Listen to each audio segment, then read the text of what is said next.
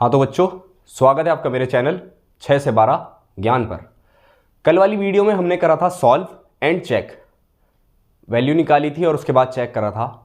और आज की हम वीडियो में करेंगे वर्ड प्रॉब्लम। ये लास्ट टॉपिक है अलजेब्रिक एक्सप्रेशन का। तो अभी मैंने 3 वर्ड प्रॉब्लम लिखी हैं, ये सॉल्व करते हैं और उसके बाद कुछ और क्वेश्चंस करेंगे। तो स्टार्ट करते हैं। पहले क्वेश्चन सॉल्यूशन 1। हमें एक वर्ड प्रॉब्लम दे दी जाएगी, इसमें हमें वैल्यूज नहीं पता होगी और हमें निकालनी होगी। देखो पहला वाला क्वेश्चन पढ़ते हैं। Find a number which when multiply by 2 is increased by 80। अब कह रहा है हमें एक नंबर निकालना है जिसकी मल्टीप्लाई हमने 2 से करी इज, तो वो 80 से इंक्रीज्ड हो गया। अब हमें नंबर नहीं पता, तो let the number be x. थोड़ा बड़ा बड़ा लिखूंगा मैं ताकि आपको साफ दिखे। तो अब हमने नंबर क्या मान लिया, एक्स। अब हमें क्वेश्चन देखते हुए एक हमें अलजेब्रिक एक्सप्रेशन बनाना होगा और उसे फिर सॉल्व करना होगा। तो क्या कह रहा है, find a number which man multiply by 2।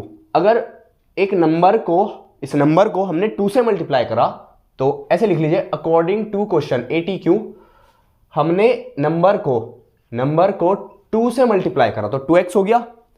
Is मतलब इक्वल टू इंक्रीज्ड बाय 80। वो नंबर क्या था, x।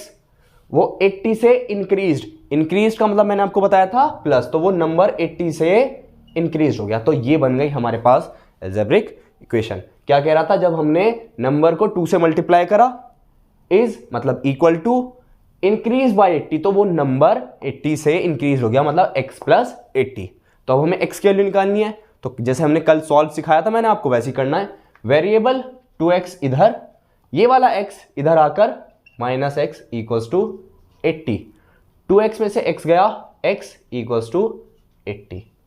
तो हमने नंबर क्या माना था, x, तो नंबर क्या आ गया हमारे पास 80। तो इस क्वेश्चन में कोई दिक्कत बच्चों? किसी को कॉपी करना है तो कॉपी कर सकता है। चलिए, तो इसके बाद आते हैं हम दूसरे क्वेश्चन पर। Solution number 2। देखो क्या कह रहा है, द सम ऑफ, बच्चों तेज तो नहीं पढ़ा रहा मैं, तेज थोड़ा सा इसलिए करा रहा हूं ताकि कम समय में आपके ज्यादा से ज्यादा क्वेश्चन हो पाए। अब मैं 10 मिनट से ज्यादा वीडियो डालना नहीं चाहता क्योंकि आप ना बोर हो और मैं भी ना, तो इसलिए मैं तेज, थोड़ा सा स्पीड को तेज करते हुए इसलिए पढ़ा रहा हूं ताकि कम समय में ज्यादा से ज्यादा क्वेश्चन हो सके। चलिए तो आते हैं अब क्वेश्चन नंबर 2 पर।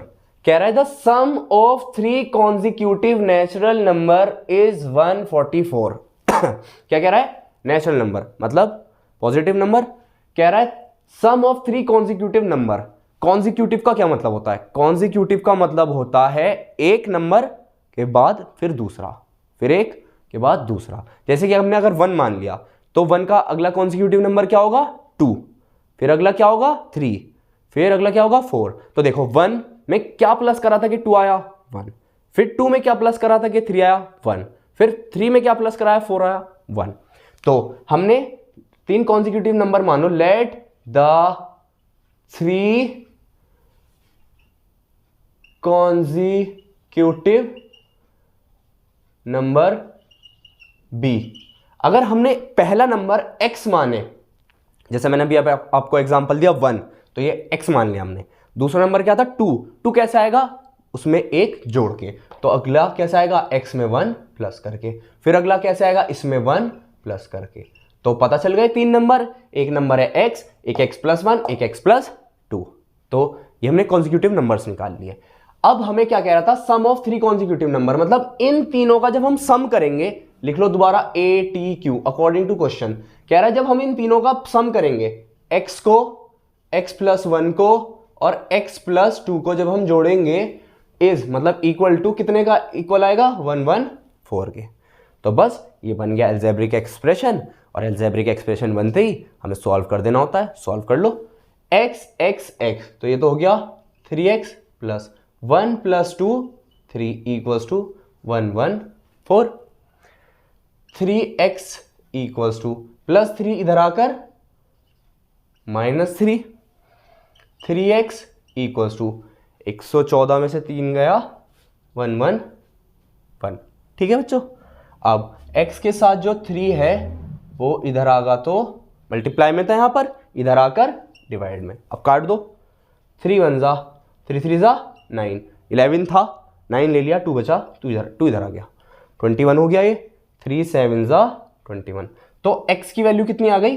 x की वैल्यू आ गई 37। तो अब कॉन्जिक्यूटिव नंबर हमने क्या माने थे? x, x+1, x+2। तो अब लिख लो 3 consecutive number are. 3 consecutive number क्या हो जाएंगे भाई? एक 37 आ गया तो 37 में 1 प्लस करेंगे, अगला 38, फिर एक और प्लस करेंगे 39। तो ये हमारे आ गए 3 कॉन्जिक्यूटिव नंबर। समझ आया बच्चों ये वाला क्वेश्चन? कॉन्जिक्यूटिव का मतलब होता है एक के बाद एक। तो पहला हमने अगर x माना तो x+1, x+2, अगले 3 हो गए। उसके बाद कह रहा था सम इनका 104 है, सॉल्व किया और यहां से हमने वैल्यूज डाल दी। ठीक है बच्चों, चलिए तो अब आते हैं नेक्स्ट क्वेश्चन पर। किसी को नोट करना है तो नोट कर सकता है।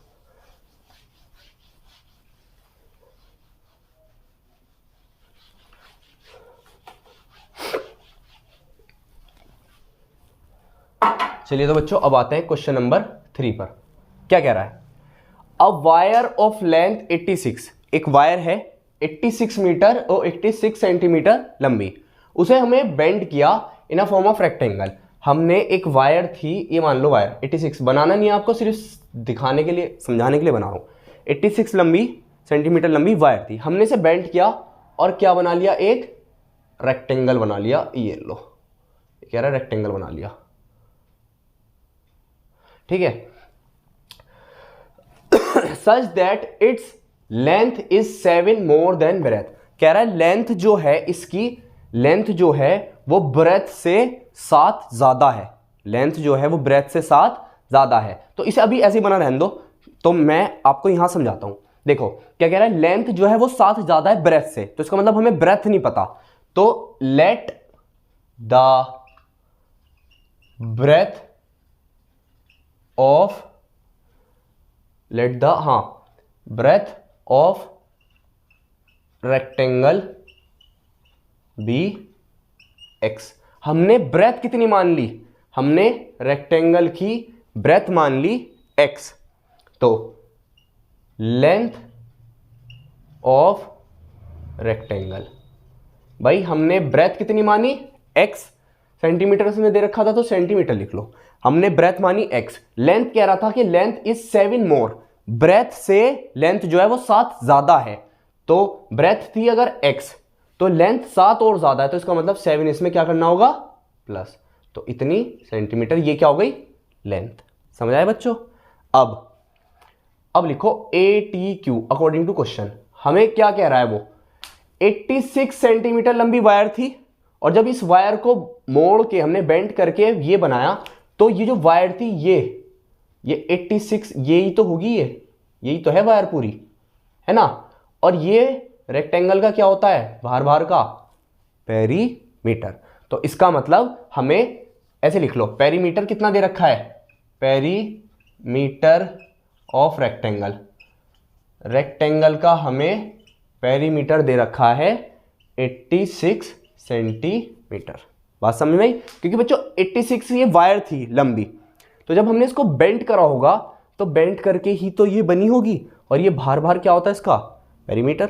ठीक है, तो अब पेरीमीटर का फॉर्मूला लगाइए। पेरीमीटर का फॉर्मूला होता है 2 into length plus breadth equals to 86 centimetre. ठीक है, तो 2 इंटू लेंथ थी x प्लस 7 प्लस ब्रेथ हमने मानी थी x equals to 86। x 2x 2 bracket x 2x plus 7 equals to 86।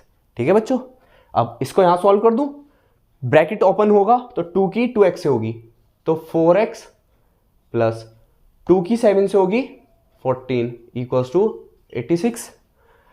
4x plus 14 दूसरी तरफ जाकर माइनस 14। 4x इसमें से माइनस करो तो 272 आ गया। ठीक है, x के साथ जो 4 है वो दूसरी तरफ जाकर, यहाँ मल्टीप्लाई में था, दूसरी तरफ जाकर डिवाइड में। 4 1 जा 1, 3 इधर चला गया 8 जा, तो x की वैल्यू आ गई 18। x की वैल्यू आ गई 18। भाई 4 मल्टीप्लाई में था, इधर आया डिवाइड में और काटा तो वैल्यू आ गई 18। अब हमें x की वैल्यू पता चल गई, तो ब्रेथ, x क्या था, ब्रेथ लिख लो यहां पर, BREA, breadth of rectangle. Rectangle की ब्रेथ कितनी हो गई, 18 आया, 18 सेंटीमीटर। और length, length of rectangle, rectangle की लेंथ कितनी हो जाएगी, रेक्टेंगल की लेंथ x प्लस 7 मतलब 18 प्लस 7, तो 18 प्लस 7 25 सेंटीमीटर, है ना बच्चों। तो समझ आया, तो यहां से हम पे x आ गई थी, तो वो तो x हमने माना था ब्रेथ, तो ब्रेथ हो गई 18 और लेंथ थी x प्लस 7 मतलब 18 प्लस 7 25। एक बार दोबारा रिकॉइल कर लेते हैं पूरे क्वेश्चन को। देखो क्या कह रहा था, एक वायर है, ये अच्छा क्वेश्चन था, एक वायर है 86 सेंटीमीटर की, ये 86 सेंटीमीटर की, इसको बेंड करा और रेक्टेंगल बना लिया। अब देखो समझने वाली बात ये है कि जो वायर 86 सेंटीमीटर लंबी थी उसे जब हमने मोड़ा होगा तो ये वायर हो गई, और ये ही क्या होता है, पेरीमीटर रेक्टेंगल का। तो इसका मतलब 86 सेंटीमीटर क्या हो गया, रेक्टेंगल का पेरीमीटर। कह रहा था ब्रेथ जो है वो, लेंथ जो है वो 7 सेंटीमीटर मोर है ब्रेथ से, तो हमने ब्रेथ मान ली x, तो लेंथ कितनी हो जाएगी 7 मोर। तो देखो पेरीमीटर हमें दे रखा है, फॉर्मूला लगाया, तो 2 into length plus breadth equals to ये 2 इंटू लेंथ की जगह x प्लस 7, ब्रेथ की जगह x आ गया, इसे प्लस करा x 2x प्लस 7। अब ब्रैकेट को हमने बच्चों ओपन किया, 2 की 2x से होगी 4x, 2 की 7 से होगी 14 इक्वल्स टू 86। 4x 14 प्लस 14 दूसरी तरफ जाकर माइनस 14, इसको हमने माइनस करा 86 में से 72। 4 मल्टीप्लाई में था, इधर आकर डिवाइड में हमने इसको काटा 18 आ गया, तो x आ गई 18। x क्या माना था हमने, ब्रेथ, तो ब्रेथ रेक्टेंगल की आ गई 18 और लेंथ x 18 प्लस 7 25। तो समझ आया बच्चों। तो ये थे हमारे 3 वर्ड प्रॉब्लम।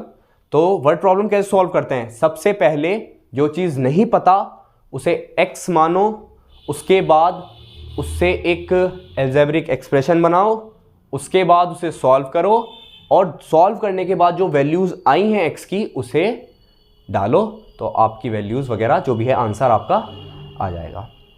तो बच्चों ये थी आज की क्लास। आज हमने करी 3 वर्ड प्रॉब्लम्स और कल हमने करा था सॉल्व। तो आज की क्लास यहीं ख़त्म करते हैं और अगली वाली क्लास में हम कुछ और क्वेश्चंस लेंगे। तो अगर आपको मेरा समझाया हुआ अच्छा लग रहा है तो लाइक करें, शेयर करें, सब्सक्राइब करें और थोड़ा सा सपोर्ट करें। बच्चों एक छोटी सी इन्फॉर्मेशन, मेरा एक व्लॉगिंग चैनल भी है, आपके टीचर थोड़ा बहुत एक्टिंग वगैरह भी करते हैं, तो वो उस पर व्लॉग्स वगैरह डालते हैं। उस चैनल का नाम है साइम जावेद, SAIMJAVED। तो किसी को अगर मेरे व्लॉग्स वगैरह देखना हो तो इस चैनल पर जाकर देख सकते हैं, और अच्छा लगे तो इसे भी लाइक, शेयर और सब्सक्राइब करें। चलिए तो मिलते हैं अगले दिन एक नई क्लास के साथ।